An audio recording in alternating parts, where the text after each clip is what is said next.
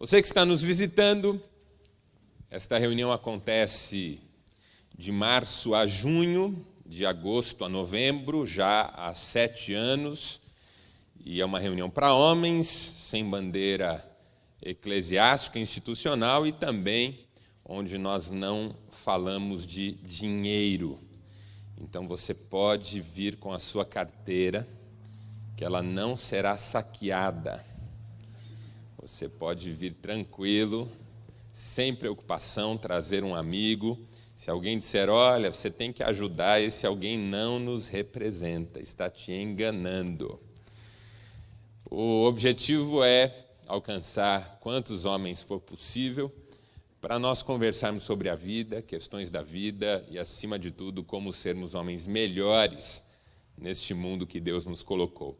E aí esse semestre, todo semestre a gente acaba trabalhando um tema, nós estamos trabalhando excelência. E a cada quarta-feira nós temos tratado um conceito relacionado ao conceito de excelência. Hoje eu quero falar um pouquinho sobre excelência e virtude. E os textos que eu vou ler com você, um está em Provérbios, capítulo 2, versos 20 a 22, demore. Pode sentar, obrigado, irmão. E o outro, 2 Pedro, capítulo 1, versos 5 a 8. Esses dois textos dizem assim: a sabedoria o fará andar nos caminhos dos homens de bem e a manter-se nas veredas dos justos, pois os justos habitarão na terra e os íntegros nela permanecerão. Mas os ímpios serão eliminados da terra e dela os infiéis serão arrancados. Por isso mesmo, empenhem-se para acrescentar à sua fé a virtude, à virtude o conhecimento, ao conhecimento o domínio próprio, ao domínio próprio a perseverança, à perseverança a piedade, à piedade a fraternidade, e à fraternidade o amor. Porque se essas qualidades existirem e estiverem crescendo em sua vida, elas impedirão que vocês, no pleno conhecimento de nosso Senhor Jesus Cristo, sejam inoperantes e improdutivos. Se você pesquisar no dicionário, mas acho que está um pouquinho de ganho demais, ele está querendo dar uma pitada. Depois eu te dou umas dicas de mexer nisso. Aprende, pega o jeito.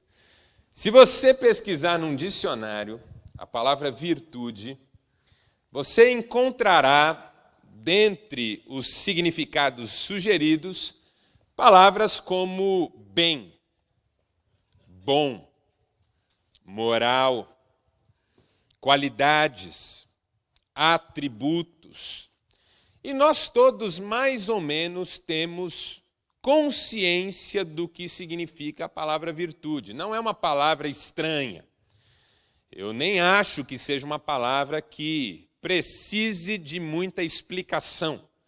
Uma pessoa virtuosa, nós sabemos o que é. Uma pessoa com qualidades, com atributos. Uma pessoa que prefere o bem, que de alguma maneira se afasta daquilo que é mal, uma pessoa que tem uma moral interessante, uma pessoa justa talvez, uma pessoa generosa, quem sabe, uma pessoa virtuosa. Só que quando você faz uma leitura mais atenta dos significados de virtude que você encontra, especialmente em dicionários filosóficos, sobretudo aqueles que tratam de filosofia grega, você vai perceber que uma palavra está presente em quase todas as definições. É a palavra constância. Virtude e constância andam sempre juntas. Porque a virtude nunca diz respeito a alguma coisa que você faz pontualmente. Só porque eu tomei um gesto de bondade não significa que eu seja uma pessoa virtuosa.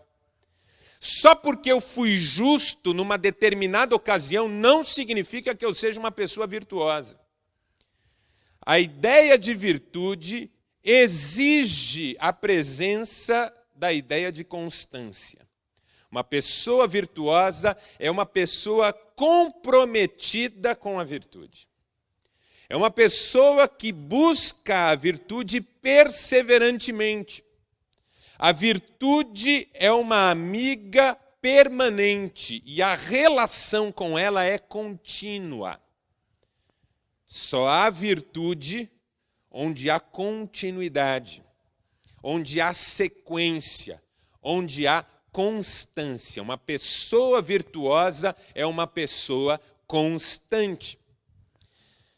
Acontece que nós precisamos reconhecer, eu diria, que tudo na vida que exige constância também corre o risco do desânimo.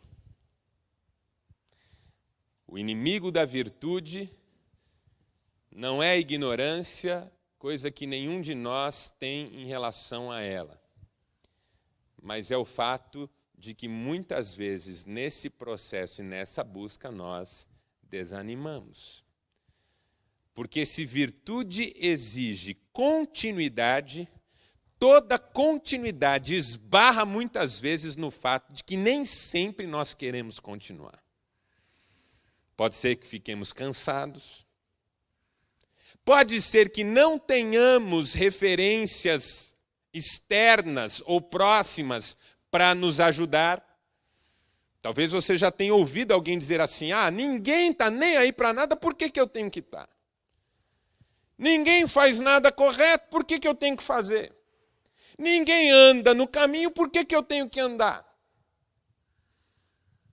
Quando Jesus disse: esforcem-se por passar pelo caminho estreito, porque o caminho largo leva à perdição e são muitos os que vão por ele, ele estava lidando com um ponto nevrálgico da nossa constituição humana. A gente tem a tendência de andar conforme a maré.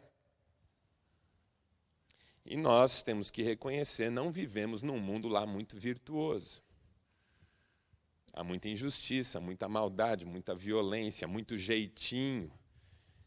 E aí você até quer viver uma vida correta, íntegra, limpa, mas cansa e esbarra no fato de que tem muita gente, às vezes até ao redor, que não tem muito compromisso com isso. A referência não é boa. Os nossos filhos usam muito esse argumento. Quando nós insistimos com eles que sigam firmes num caminho, eles dizem: mas pai, ninguém faz isso que o senhor está falando. Se é que ele ainda chama você de senhor. Se é que ele já não está dizendo: ô mané, não é assim mais. Quando eu era criança, a minha mãe não gostava que nós ficássemos muito tempo nas casas dos nossos primos. Porque eu tenho para mim que primo existe para ser uma aprovação na vida da gente. Você que é pai, né? Manda seus filhos lá para a casa do seu irmão, ou da irmã da sua mulher, e ele passa lá 1 dia, 2 dias com os primos, volta cheio de hábito. Não é, Demore? Parece que você nunca educou esse menino na vida. 3 dias que ele ficou lá, ele volta cheio de... falando coisas que ele não falava, fazendo coisas que não fazia. E o problema não é só o fato dele regressar um pouco, dele voltar um pouco no caminho da educação que você está dando. O problema é, às vezes, a capacidade argumentativa que ele ganha com isso. Porque ele diz assim: mas pai, lá é assim. Mas pai, o tio não exige isso. Pai, o tio deixou a gente não ir na igreja. Pai, o tio deixou a gente assistir televisão até 2 da madrugada. Pai, o tio deixa o nosso primo ficar na internet vendo aquelas moças que você também vê.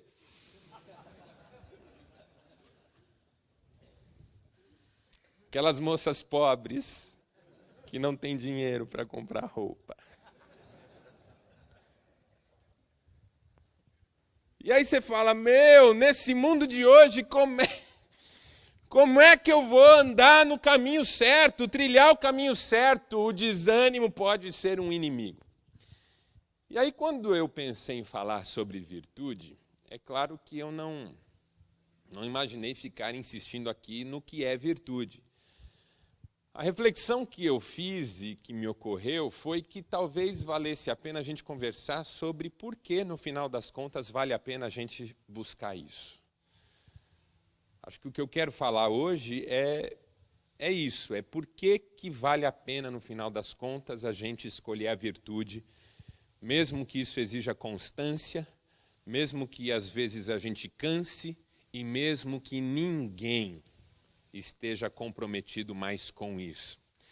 E aí me ocorreram 4 ideias que eu quero pontuar com você rapidamente. Primeira, eu preciso da virtude, porque a virtude me ajudará a manter a vida no trilho, para a vida não descarrilar.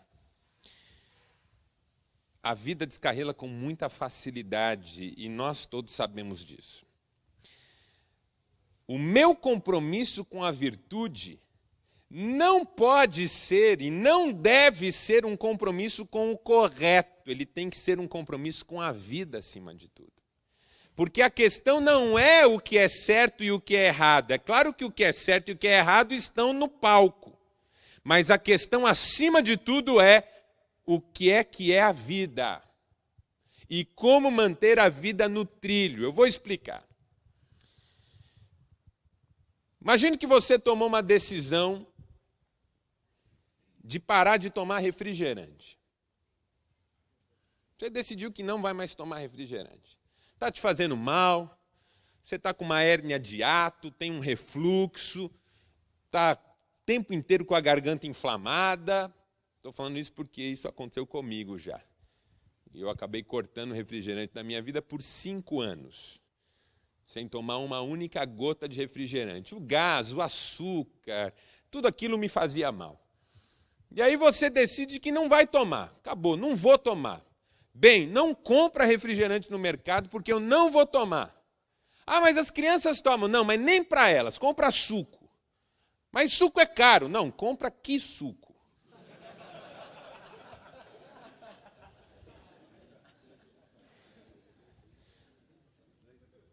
Aí, beleza. Segunda-feira vai ser o primeiro dia. Aí, na segunda noite, um amigo diz assim, rapaz, passa em casa, vai ter uma turma aqui, nós vamos bater um papo, tem uma cerveja, tem alguma coisa assim, e aí o cara vai lá e serve refrigerante. Aí tem um churrasquinho, talvez, um aperitivo, você não quer beber a cerveja, você fala assim, eu vou tomar refrigerante. Você toma refrigerante. Era o primeiro dia, você toma o refrigerante. No dia seguinte, quando aparecer refrigerante na sua frente, você vai falar assim, quer saber? Eu já estraguei o meu compromisso mesmo, me dá aqui esse negócio. Igual regime. Não, eu vou começar a maneirar. Amanhã eu vou começar a maneirar. Você acabou de comer 8 pedaços de pizza. E aí você fala, amanhã, porque já é meia-noite, amanhã eu vou maneirar. E eu vou segurar. Aí à noite um amigo chama, tal, é um churrasquinho, alguma coisa assim, aí você vai e senta ao pé. Aí você diz, já estraguei meu regime mesmo, eu vou, semana que vem eu começo. Em outras palavras, tudo aquilo que me tira do rumo tende a chamar outras situações que vão continuar me tirando do rumo. É isso que eu estou querendo dizer. E isso para falar de bobagens, como não tomar refrigerante ou fazer um regiminho. Mas você pode aplicar isso em qualquer área. Quando você abre uma porta, outras começam a ser abertas. Quando você dá uma brecha, novas brechas começam a aparecer.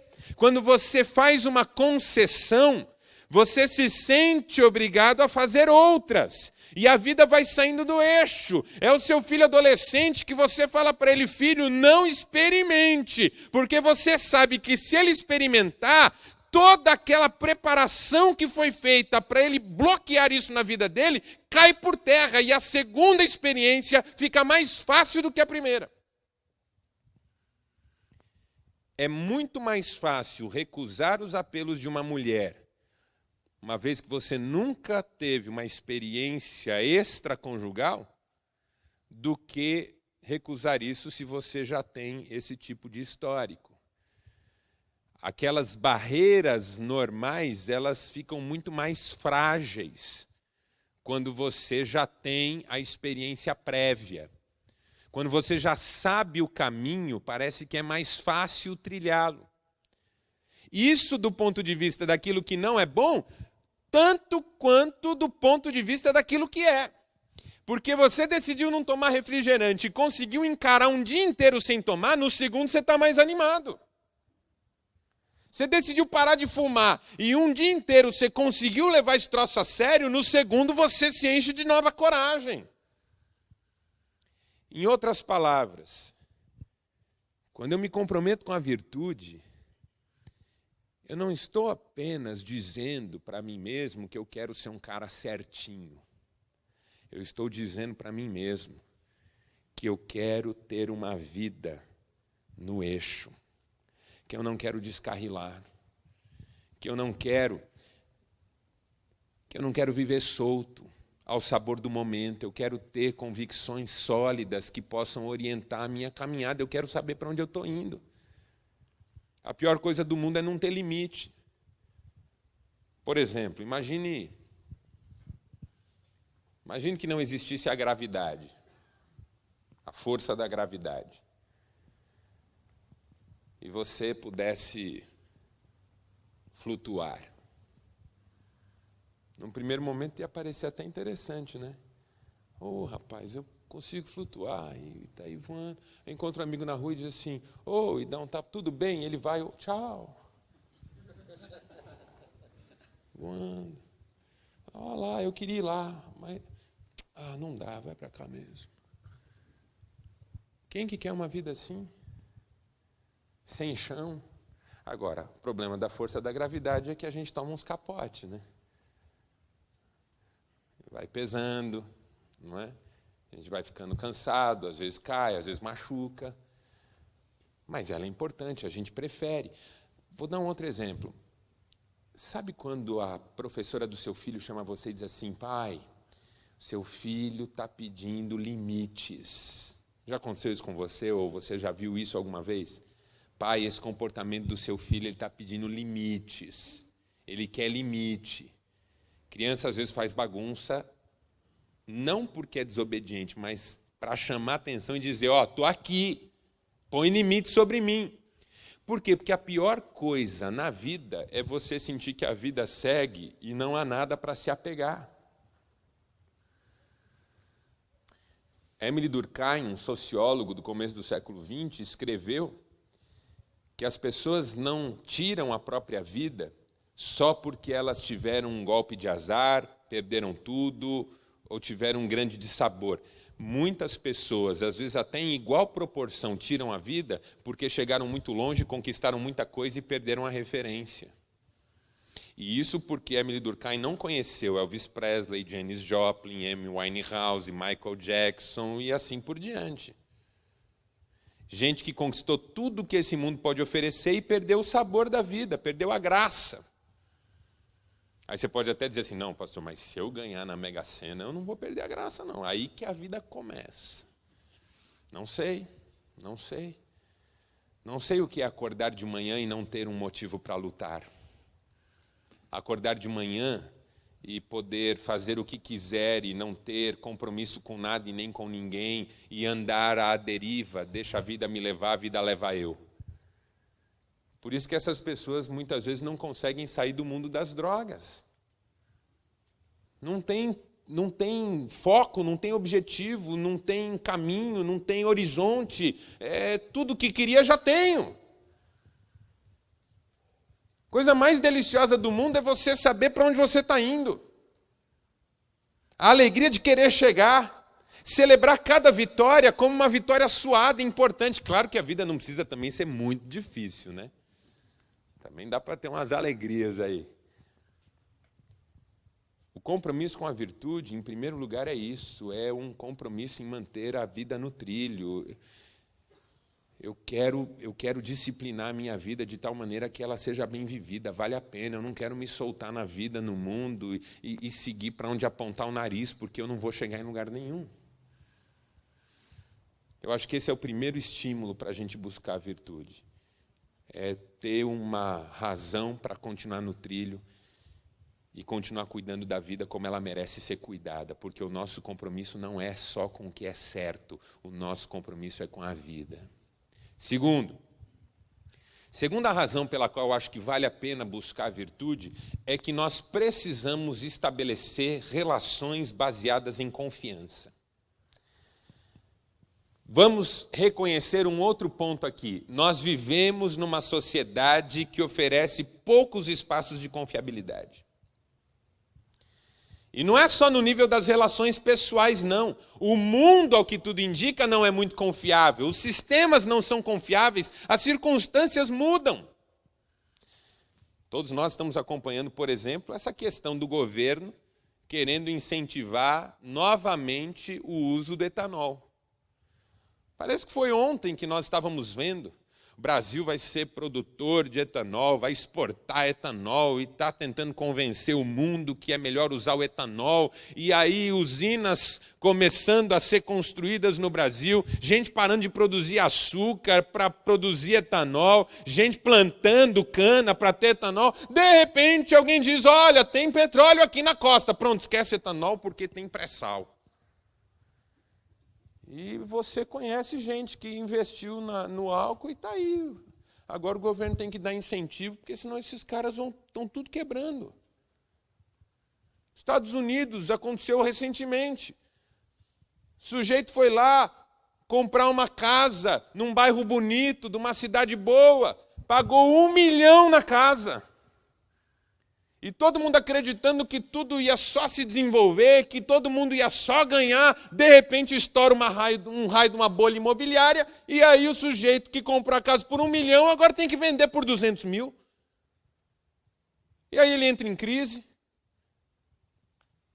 Aí você começa a parar para pensar e fala, não dá para confiar em nada.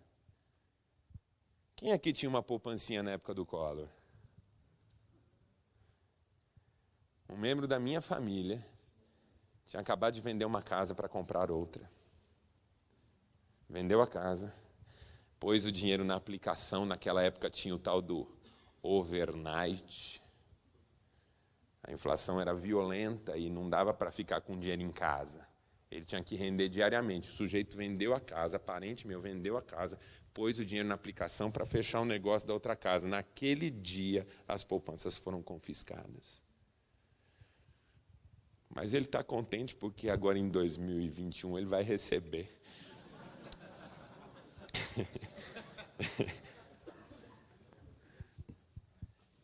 Que mundo é esse que a vida pode mudar assim, do dia para a noite, da noite para o dia? Hoje você tem um amigo que é amigo do peito, ele fala de como a sua amizade é importante, amanhã ele está te apunhalando. Você tem um casamento sólido, bonito, gostoso, chega em casa com prazer, é apaixonado pela sua esposa e de repente chega uma denúncia anônima de que a sua esposa tem outro. E pior, é um amigo.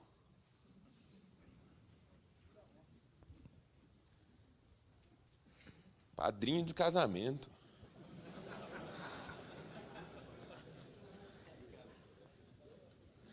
Pagou a sua noite de núpcias, foi o presente que ele deu.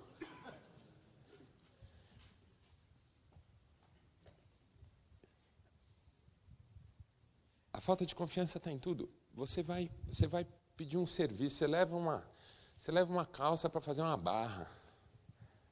Você leva a calça para fazer a barra e diz para a pessoa assim, quando é que eu posso vir buscar? Ela diz assim, não, pode vir buscar amanhã cedo. Aí você vem buscar amanhã cedo, está pronta? Não, não está pronta. Aí você diz, mas você disse que ia estar. Não, mas eu nem mexi. Você vê, a calça está na sacola que você trouxe, no lugar que você deixou. Aí você diz, eu vou precisar dessa calça. Não, fica tranquilo, eu vou dar prioridade. Hoje, no final da tarde, você pode passar aqui, perto das 6 horas, ela vai estar pronta. Aí, perto das 6 horas, você passa lá, a moça até já fechou a loja. Fechou 5h30.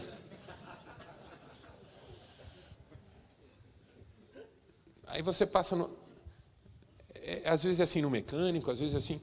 A gente vive num país que você fala assim, cara, você vai? O cara diz, vou. Tem até uma propaganda agora, tamo junto. Não tem uma propaganda? Fala, tamo junto. Aí o cara está lá sozinho. Cadê? Você vai? Vou. Posso contar que você vai? Vou. Pode contar. Que hora? 8 horas. 8 horas eu estou lá. 9 horas o cara não chegou. 10 horas você vai embora. No outro dia você encontra o cara e fala, pô, você não foi? Ele falou, pô, não fui.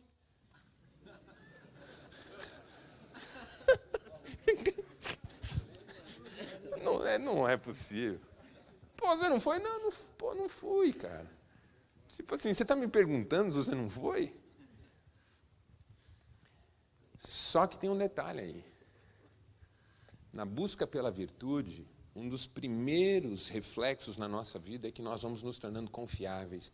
E eu estou para apostar que esse mundo será de gente confiável. Porque um dia eu vou preferir pagar 100 pau a mais num serviço pela certeza de que o cara cumpre o que ele promete. E isso já está acontecendo hoje. Um dia eu vou estar disposto a valorizar muito mais um trabalho pela certeza de que o cara é confiável do que economizar na incerteza de alguém que nunca cumpre o que promete. Esse mundo um dia será dos confiáveis, de gente que fala e faz. Como diz a Bíblia diz que o céu é dos confiáveis, porque ela diz assim, Salmo de número 15, Senhor, quem habitará no teu tabernáculo, quem há de morar no teu santo monte? Aquele que é limpo de mãos, puro de coração, que fala a verdade, que jura com dano próprio, mas não muda o juramento. Cara, eu falei que eu ia fazer isso para você. Eu nem poderia, porque as coisas mudaram de quando eu falei até agora, mas porque eu falei, eu vou manter. Eu vou ter um prejuízo agora e um crédito amanhã. O mundo será dos confiáveis. Porque um dia alguém preferirá estar ao lado de uma pessoa com caráter do que estar ao lado de uma pessoa com dinheiro. Um dia você será valorizado. Não porque tem mais recursos, ou mais estudo, ou mais inteligência do que os outros, mas porque em algum lugar você deu sinais de que em você é possível confiar. Eu li uma historinha de internet sensacional esses dias. O sujeito saiu para beber com os amigos, chegou em casa 3 horas da manhã, bêbado. Não lembrou de nada, não viu nada, não lembrava de nada. Mas acordou no dia seguinte, um copo de água do lado da cama, com um remedinho para dor de cabeça. Um lanchinho, ele saiu do quarto, um bilhetinho da esposa, fui ao médico, já volto, beijo, te amo. Aí ele falou, meu Deus, o que aconteceu ontem à noite? Ele falou, filha, vem cá, o que aconteceu ontem à noite que sua mãe está toda dengosa comigo? Ele falou, pai, ontem à noite você chegou 3 horas da manhã, bêbado, vomitou no tapete, quebrou a cristaleira, foi para o quarto, vomitou no quarto e acordou a mãe, fez um escarcéu. Ele falou, mas então por que ela está me tratando bem? Porque quando ela foi tirar a sua calça para você dormir, você falou assim, não, moça, não faz isso, eu sou casado.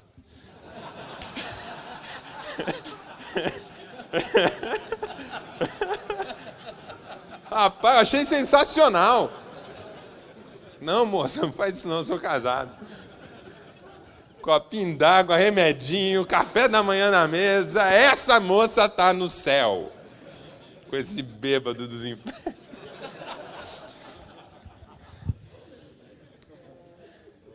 Confiabilidade.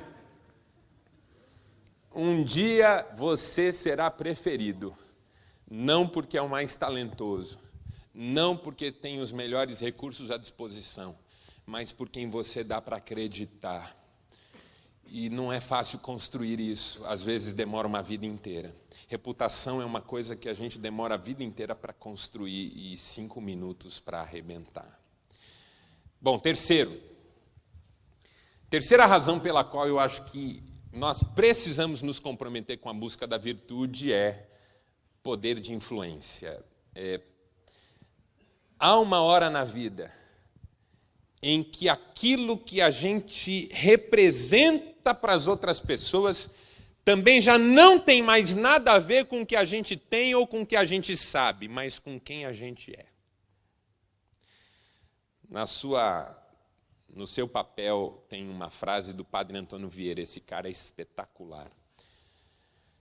Ele tem uma outra frase que diz assim: para falar ao vento bastam palavras, mas para falar ao coração são necessárias vida e obras. Há de chegar o fim da geração faça o que eu falo, mas não faço o que eu faço. Porque essa geração já caiu no descrédito. Nossos filhos já não ligam mais para o que a gente fala, se não é o que a gente vive. As gerações que estão vindo não estão nem aí para o que a gente fala, se isso não tem correspondência com quem a gente é.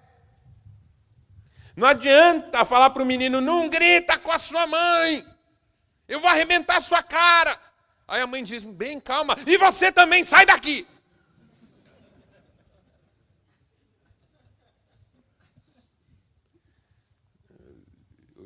Eu já vi filho xingar a mãe de xingamento que, na verdade, quem usa é o pai.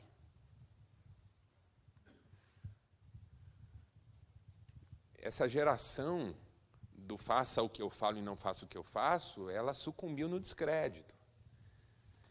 Mas há de se levantar uma geração que prefere falar menos e mostrar mais.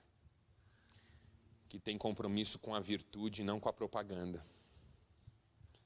Porque a propaganda está caindo no descrédito.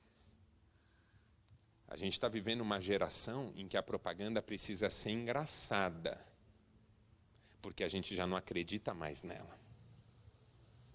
A gente guarda uma propaganda porque ela é bem-humorada, não porque ela é confiável, não porque ela é verdadeira.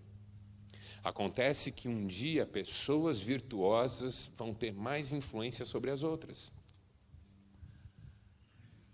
Quando aqueles 2 discípulos estavam voltando para Emaús, falando sobre Jesus Cristo, eles usam uma expressão que é a chave naquele texto. Ele era homem poderoso em palavras e em obras. Coerente. Tem uma hora que a gente para ouvir uma pessoa, não porque ela é estudada, não porque ela é vitoriosa, mas porque ela é séria. Poder de influência, uma vida inspiradora. Porque nós estamos vivendo um tempo em que a privacidade está acabando. Escutem o que eu estou dizendo. Nós estamos vivendo um Big Brother universal. Não é Big Brother Brasil, é Big Brother Universo. Ninguém mais terá privacidade nesse mundo. O que você visita pela internet é conhecido de alguém. O que você faz dentro de uma loja, no estacionamento do seu prédio, tem uma câmera filmando. Vai ter uma hora que alguém vai ter dificuldade de ter privacidade dentro de casa. Porque hoje a menina vai no espelho lá de roupa íntima e tira foto, né? Aquela foto de menina, né? Com mico. E um hacker vai no celular dela e puxa esse arquivo e distribui. Nós estamos caminhando na direção de um mundo em que a vida está ficando muito exposta e não há caminho de retorno para isso. As pessoas estão sendo cada vez mais desmascaradas. Só que aquelas cuja vida é limpa também começam a florescer. Aquelas cuja vida é íntegra também começam a florescer. Um dia alguém olhará para você e dirá assim, rapaz, eu queria bater um papo com você, porque eu te conheço há 20 anos e você é um cara que eu respeito. E você é um cara que eu respeito. E um dia você terá poder de influência sobre os seus filhos, Não porque você é o pai, porque você é o chefe, ou porque você põe comida na mesa, mas porque eles te conhecem há 30 anos e você é um cara que eles respeitam. E um dia você terá poder de influência sobre os seus amigos, porque eles conhecem você há 20 anos e você é um cara que eles respeitam. A confiabilidade gera poder de influência. A vida no trilho gera confiabilidade. A confiabilidade gera poder de influência. E o poder de influência não é pelo exercício do poder, mas é porque o nosso compromisso com a virtude nos traz uma mensagem para passar. Um dia eu quero ter poder de influência, não porque eu quero ter poder, mas porque eu tenho o que dizer. Eu quero que os meus filhos entendam uma mensagem que eu tenho para passar para eles. Se a gente for pensar do ponto de vista da própria fé, do Evangelho, o que é que a Bíblia ensina? Que o meu testemunho não é só em palavras, mas é em atitude.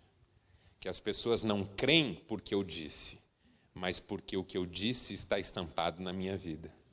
O apóstolo Paulo escreve assim para os cristãos: o nome de Deus é blasfemado entre os gentios por causa do comportamento de vocês. Agora, quando as pessoas podem olhar para uma vida séria, elas dizem: eu quero isso. O que é que você tem de diferente? Eu quero isso aí. Eu desejo isso aí. Fala para mim, como é que você conseguiu construir essa vida aí? Como é que você chegou com essa família aí? Aí você diz assim: não, mas a minha família tem problema. Eu falo: não, eu sei, toda família tem. Eu sei que você não é perfeito, mas eu quero aprender com você. Não é mais o desejo de um herói, é o desejo de um amigo. Eu não quero um herói, eu quero um amigo. Que eu possa olhar para ele e dizer: a sua vida me inspira, cara, e eu quero muito.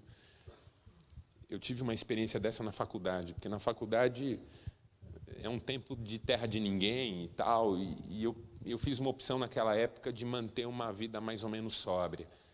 Mais ou menos é boa, né? E eu não era convidado para nada, e muita gente se afastou de mim naquela época, porque tem uma hora que as pessoas querem estar entre aquelas que fazem acontecer, e detonam, e barbarizam, porque aí uma dá apoio para a outra. E eu já estava desanimado, falando: não vou fazer uma amizade nesse negócio aqui. Até que o pai de um dos colegas da classe foi preso por tráfico de droga. E esse cara foi bater na porta da minha casa dizendo: eu preciso de alguém que converse comigo com seriedade, porque eu não tenho nenhum amigo para quem eu possa contar o que está acontecendo comigo. E ali eu vi que vale a pena.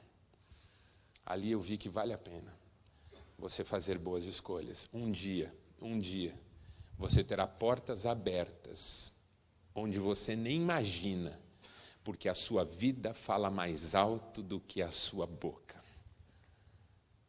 E por último, para terminar, quarto, compromisso com a virtude, porque só a virtude vai proporcionar verdadeiro contentamento.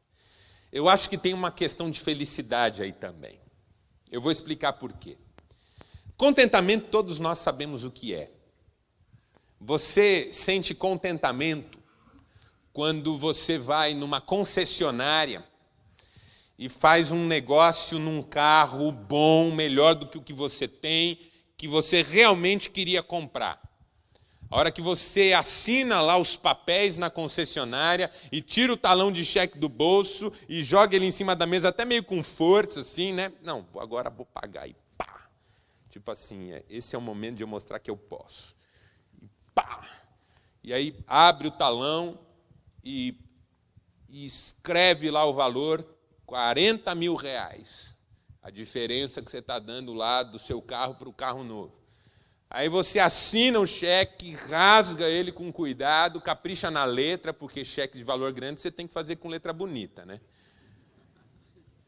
Aí você dá na mão do sujeito, você está experimentando o que é contentamento.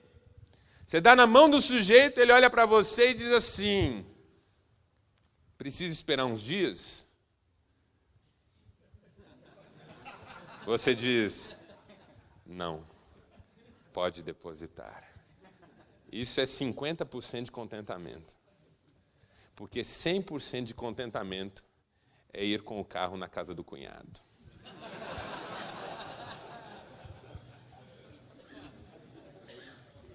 estacionar e dizer, cara, vem ver. E a hora que ele faz assim, nossa, isso é 100% de contentamento. Nós temos contentamentos diários. Pô, fiquei contente com esse negócio que eu fechei. Pô, fiquei contente com o jantar, eu, a esposa e os meninos. Pô, fiquei contente com a conversa que eu tive lá com fulano.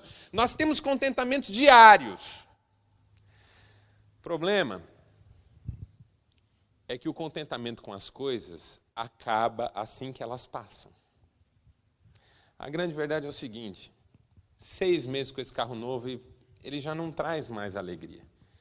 Aí o painel faz um barulhinho, aí sai um outro, saiu o mesmo com mais coisa e mais barato.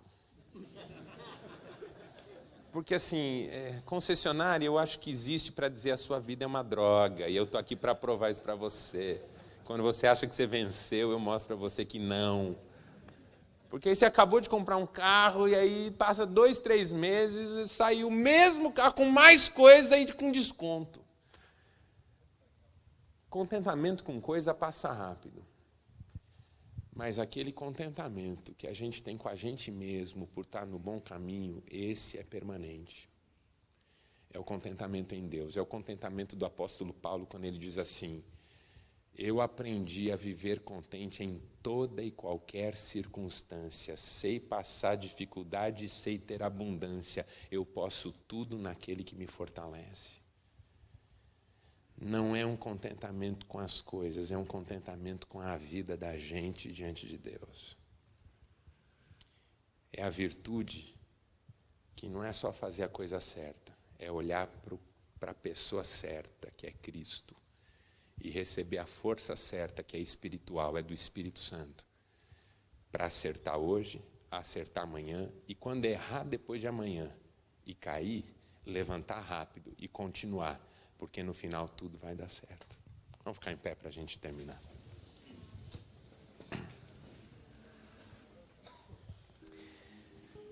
Senhor, eu quero ser excelente nisso, na busca e no exercício da virtude. Manter a vida no trilho, para ela não descarrilar, porque ela descarrila com muita facilidade. Ser confiável,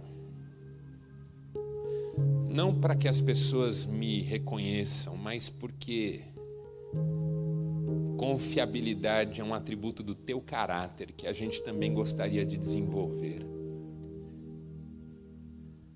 Queremos ter poder de influência, não para que as pessoas estejam abaixo de nós, isso é bobagem, é para que as pessoas nos ouçam sobre aquilo que nós acreditamos e que tem sido tão importante para nós. E, sobretudo, para termos um contentamento real, verdadeiro, que não depende da circunstância e que não termina quando a circunstância passa. É o contentamento de quem vive para Deus, olhando para Jesus e no poder do Espírito Santo. É a nossa oração em nome dele. Amém. Valeu, gente. Deus abençoe. Hoje tem Brasil. Não torçam muito e não bebam muito. E até... só um minuto. Quarta-feira que vem é feriado, não teremos reunião, ok? Não teremos reunião. Dia 8 estamos de volta, avise aí os seus amigos para ninguém vir aqui de graça na quarta que vem. Grande abraço, Deus abençoe a todos, tchau.